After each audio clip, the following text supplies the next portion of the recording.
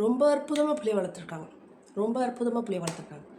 ஏன் சொல்கிறேன்னா, சனாதனத்தை ஒழிப்போம் அப்படின்னு சொல்லிட்டு ஒரு உரையை முடிக்கிறாரு எதிர்க்கட்சி தலைவர். இவரெல்லாம் எதிர்க்கட்சி தலைவராக உட்கார வச்சவங்கள என்ன சொல்கிறது? அங்கே இருக்கிற எவ்வளோ பேர் சனாதனத்தை ஃபாலோ பண்ணுறவங்க, அவங்களுக்கு ஃபஸ்ட்டு சனாதனம்னா அர்த்தம் தெரியுமா?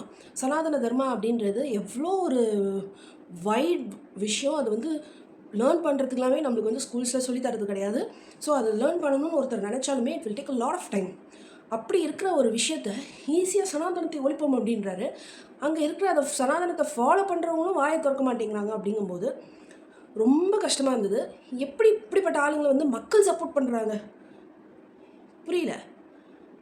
ஒரு விஷயம் வந்துட்டு பேசுகிறதுக்கு முன்னாடி யோசித்து பேசுகிறவங்க தானே தலைவர்கள். ரொம்ப ஜஸ்ட் லைக் தட் ஒரு காமன் மேன் சொல்கிற மாதிரி எதை வேணால் சொல்லிடலாமா?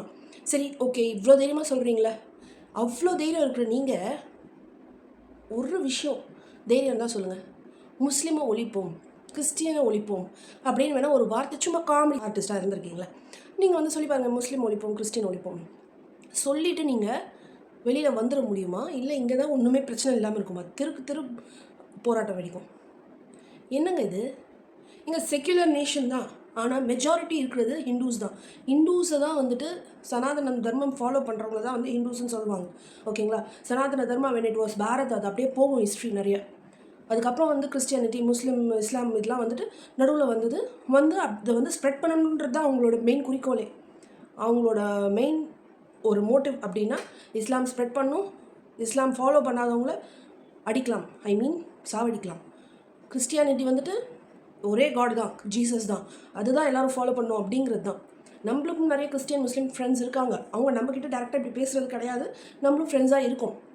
ஆனால் அதுக்குன்ட்டு அவங்கள ஒரு வார்த்தை சொல்ல தைரியம் இல்லாத இவரெலாம் சனாதனத்தை ஒழிப்போம் அப்படின்னு சொல்கிறது எந்த விதத்தில் நியாயம்?